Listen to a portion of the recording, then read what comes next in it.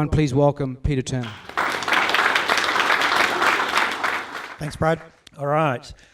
Yes, Peter Turner from Customer Frame. I'm one of the partners. And look, tonight I've got 15 minutes to share with you 40 years of combined thought leadership. But I want to start with a question. Who in the room has customers? Or clients, whatever you want to call them. Who's got them? Sorry, yeah. Great. Who doesn't? Okay, that's good. That means that we're onto something as a business. That's really good for our partnership, Sue Ann. So, look, what I want to do tonight is really talk about us, firstly, and welcome you and get into it. So what are we about at Customer Frame? We started work in this field about 15 years ago, before the whole customer thing took off. This was in Europe, and back then we were working in transformational stuff around big companies, governments and financial services, tourism industry, and this whole customer-centric change came out. Who's heard about customer centricity? Another buzzword at the moment. We love buzzwords. We play buzzword bingo. And we like to call it putting the customer at the heart of everything you do. So what we did, the last 2 years, we spent distilling down everything that we've worked on over the last 15 years together in the various organisations, and actually trying to distill down what the large businesses have paid millions of dollars for and make it accessible to small to medium-sized enterprise. So that's what we're about. So tonight we're here to do that. Put simply, Customer Frame, we're all about changing your view. Changing your view and giving you the edge. At the end of the day, that's where we're wanting to go. We give you the tools to put your greatest asset at the heart of your business. Look, we work with some great clients, and at the end of the day, we work with clients that are up for change. There's absolutely no point working with an organisation that doesn't want to come on this journey right from the start. We've been fortunate to work with some really, really great clients, big ones with big problems and small ones with big problems. At the end of the day, one thing is consistent across them all. They never really spoke about the C word. And here's why we created our business. I was fortunate to study at the best business school in the world, actually, and at that whole time, 2 years of toil, we never spoke about the C word. Not one time did we talk about the C word. It was like they were scared of it, a mythical beast that was out there. But there are a lot of A words as well.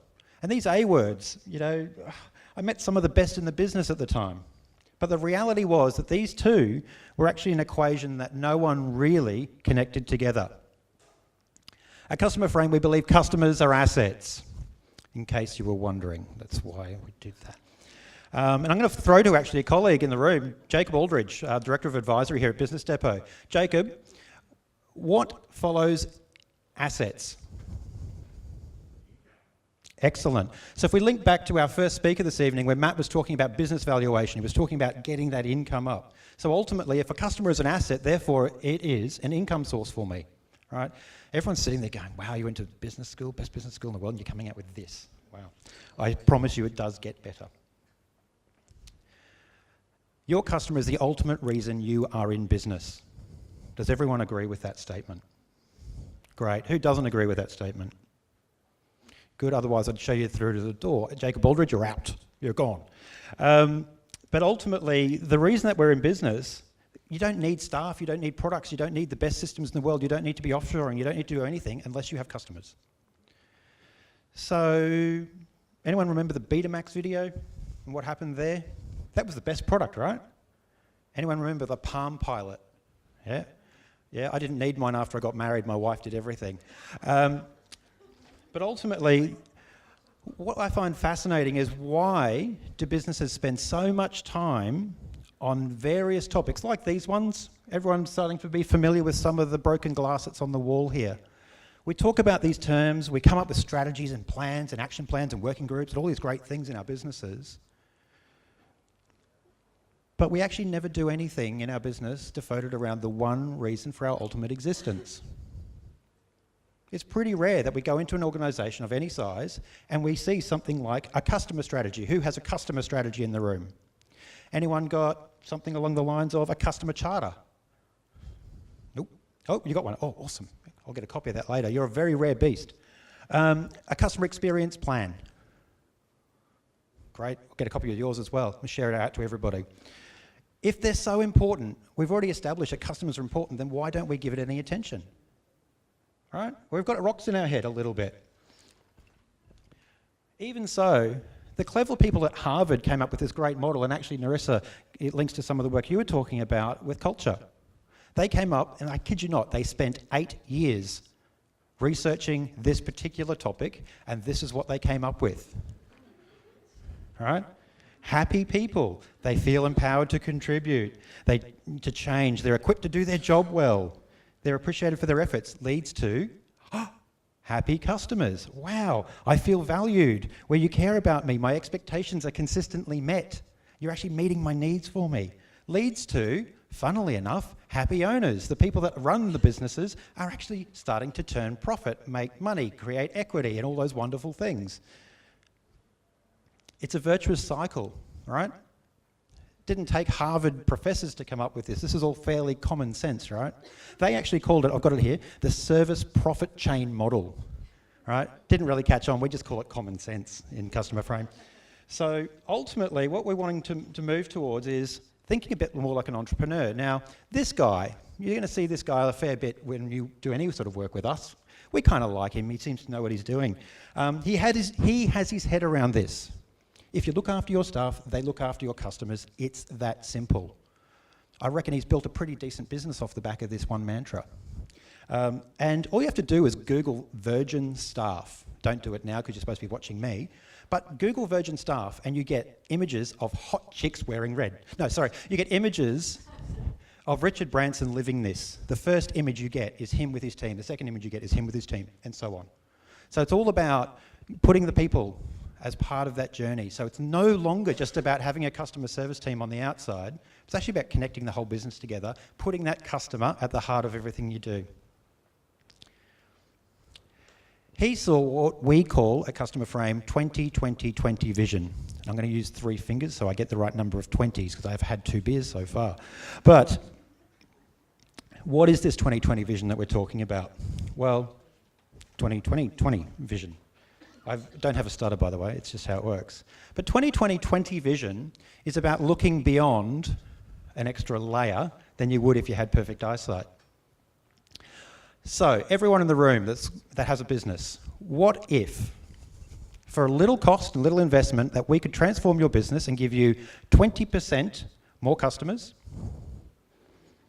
20% better margins, and 20% greater spend per customer? What would that mean for your business? Anyone? It'd be pretty good, right? Yep. For the really, really, really nerdy people in the room like me, give me a guesstimate of what the growth percentage is. Any ideas? How much? 80%? No, you fail. Next. Anyone? 50? No. It's 100, I'm going to put you out of misery. It's 173%. If I get you 20% more customers, this is pretty, I know it's rocket science, people, the Harvard guys thought about it too. 20% more customers, 20% better margins, 20% greater spend per customer, I will get you a 173% increase. Is that worth doing, people? Who would like to do that? Show of hands. Excellent. Sue-Ann, partner, those all people need to be our customers. So, but let's look at this, because when we break it down, people have different views on what these things mean. So 20%, up the top here, I said, you're going to get 20% more customers. Who thinks acquisition? Good, Jacob. Anyone else think acquisition? Acquisition's part of it, don't get me wrong, but it's actually looking at your customer base, thinking of it like a bucket. Is that bucket pouring in at the top and leaking out the bottom at exactly the same rate? Are you actually churning through customers at a great rate instead of doing what you need to do to understand them and their needs and actually retain them? If you retain them and you do it really well, they become loyal. What is loyalty? Loyalty is if I do it twice, right? 3 times, 4 times. But what loyalty leads to is a thing called advocacy, all right? Advocacy is about me going out and telling you how wonderful that business is. And then you go, wow, that's really cool. And then I go and tell someone else. Then I go tell someone else. And guess what? For the marketing people in the room, your budgets get cut because of this. Because I don't need you as much. That old thing called word of mouth that we had back in the days when we were in villages and the butcher and the baker and the candlestick maker were all together. It was all word of mouth. All of the modern businesses still based on word of mouth. Anti-social media is just word of mouth, kind of on steroids. So when we look at that, we want to understand what we're meaning by giving you more customers. The second part there is, how do we actually make greater margins? Well, one really easy way is to cut costs. Yep, we can cut costs and that's great. We go through and we take the axe to your marketing budget, and we take the axe to your sales team, and we take the axe to your employee benefits programs. We take the axe to all of these things. But ultimately, that doesn't really lead to it. But if we get it right for customers, where the gains come from is from our marketing spend, all right? The old famous saying, 50% of my marketing spend's wasted, I just don't know which 50%. Yep. So, and if I can work out what customers actually need from me and what they value, then I probably can streamline my operations. That's where the gains come. It's not from cutting costs per se, it's about being more efficient by having the customer at the heart of your thinking. And the third part to it is about, well, okay, I've said to you, you can get greater spend per customer. And the CFOs in the room say, great, all we've got to do is raise prices by 5% or 20% or whatever the number is.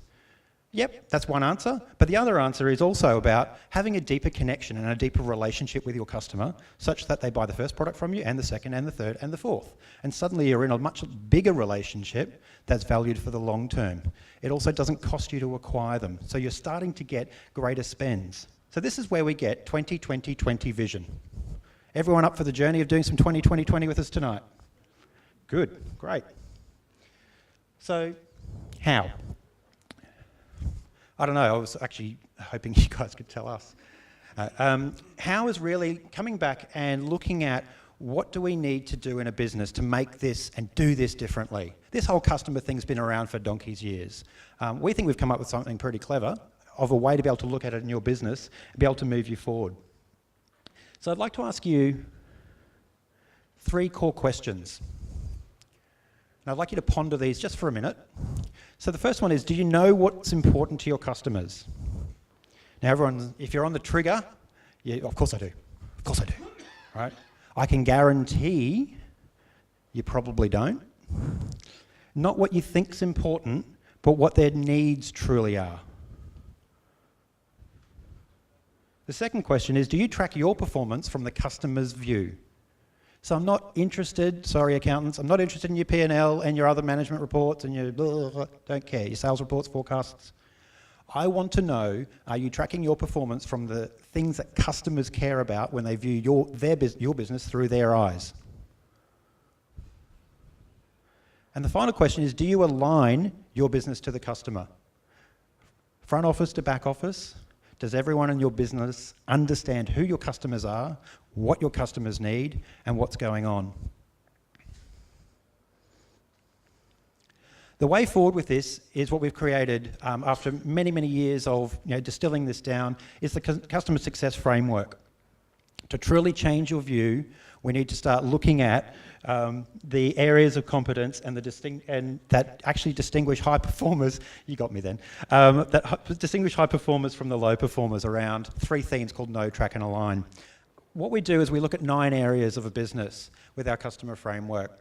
Looking at these areas and by building competence in each one of these 9 dimensions, we can guarantee that you'll then have the customer at the heart of your business, the heart of everything you do. So quickly, I'm going to rip through these, and these are much like the previous discussion. We can talk for hours on each topic. But we want to actually understand how much knowledge you have about your customer. So who's your core target customer? How much do you really know about them? Do you know the journey that a customer goes on? Or have you got this typical mindset that we see a lot, especially with our clients? It's hard to get their head around. They see the purchase phase, they see the bit where the customer interacts with them through to when they get handed off, but they miss the pre-purchase phase, which is actually really important, and the post-purchase phase, which is the bit that drives advocacy. And finally, customer shoes. Do you stand in your customer shoes and look at your business? We're so busy doing the doing in our businesses that we actually don't stop and think and have a process for actually being able to review how our customers see us. Track. Around the track discipline, we're wanting to understand your customer data. You have so much data. What can you do with your data and how do you use it? How do you leverage it to actually give you intelligence, not just information? Customer satisfaction. Who in the room measures customer satisfaction today? Great. Does everyone measure customer satisfaction after the fact? Yep, it's great. You may as well stop doing it because basically you may as well be driving your car looking in the rear vision mirror because it's telling you where you've been. The real win with customer satisfaction is to actually take the satisfaction and think about the key moments in your customer's journey and measure those. Because if I'm having a really crap time in a hotel, there's no point me telling you that after I've left and I've smashed you on TripAdvisor. If you can measure that at some point here, you can recover that. And you can actually have a customer for life. Customer recovery is a huge tool and a huge benefit. The final point here is around in tracking is advocacy. Who tracks advocacy today? Yep. Fairly new concept. We're huge advocates of advocacy. How's that work? But ultimately, what we're wanting to find out is who are your advocates? Who are your apathetics? So the people that don't really care so much about you. And who are your assassins? Ooh. Who are the assassins that are going out actively actually chopping you down in the market? If you don't know, and every customer in any business has in one of those three buckets. If you've got a lot of people in the advocacy bucket, guess what? I can guarantee the crystal ball works for you. You will have a business probably tomorrow and the day after and the day after. I can guarantee if you have more assassins, I don't know if you've got a business tomorrow or the day after or the day after. And understanding these dimensions, this is a very simple concept, 3 buckets, every business. You can measure this and it's easy to do. And then finally around alignment. Where does the customer fit in your vision and purpose? We've talked about mission statements and I love the 2 days away and you get the external facilitator in and it doesn't connect to anything. But where's the customer sit in that? If you're not customer-led, if your people are not connecting to your reason for existence, remember the ultimate reason is our customer, you're short-lived on vision and purpose. Additionally, the internal review. How well are your people aligned around this view? If you haven't got a measure of that today, you've got no concept. There's absolutely no point putting out beautiful, great big marketing messages that we are wonderful and we give you great service if your people don't know. Everyone in your business, whether they like it or not, is in customer service. I hate that term, but everyone in the business is in customer service. Even if you think that they don't touch the customer, they do. We've worked with big businesses. American Express was brilliant for this. They had one part of their process where they didn't think it was touching the customer at all. Premium product, who's got an American Express card? Wow, it's still around. The Platinum card, premium product, all right? It comes out to you on a scrappy piece of paper in an envelope. I'm sorry, I just paid $1,000 a year to have this thing. Thanks very much. But you get all the lovey-dovey pack from the acquisition team and it looks wonderful. So it's an all-of-business thing and it needs to connect together. And finally, that's on the external position as well. So what promises are you putting out there and can you deliver? There's no point putting a promise out there, getting this expectation up, delivering here, because that delta is something that we do call satisfaction. This is a journey. Being customer-centric, putting the customer at the heart of everything you do, changing your view doesn't happen overnight, but it does happen. So I want to ask a personal question. Can we flash you? I asked this of Jacob, Tyson, and John Knight, and they said yes. And I think they had a different expectation going back to that external position thing about what was going to happen. But tonight, what I'd like to do, there's some business cards in here already, and instead of me just tipping them out and that being really rude, I'm going to leave them in there. But I'd like you to put your business card in here, and we're going to give away a flash diagnostic for you. It's worth $750. We come in, and we actually give you an idea on that 9-box framework where you are today. So please, if you're interested, and you want to do that, we'll stick it at the back and we'll put it in, but we'll draw it out tomorrow. I might even get Jacob to do it, because he looks honest. And I've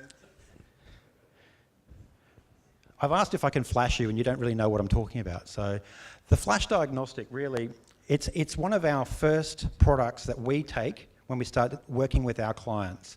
And it allows us to get very quickly, within an hour, a great insight into where they're strong, where they're weak, where they need to do some work, and we can sort of score them up with a bit of a heat map of where they need to go next. So that's what we're offering. Put your business card in that little box tonight, and we will draw one out tomorrow, and one of you lucky people will get the Customer Frame team to come and do the flash diagnostic with you. And also to mention, you've got little postcards in your little packs there tonight. Each one has a funky little saying. On the back there, we've also structured some event pricing for this. So for those who are not lucky enough to win, you can also have a discounted rate for that flash diagnostic that we've especially done for the Business Depot Depot X event. So I need to wrap up, and I want to leave you with this thought. Do you treat your customers as assets? At Customer Frame, we do. We value them greatly. And in closing, thank you for your time, and looking forward to customer centricity.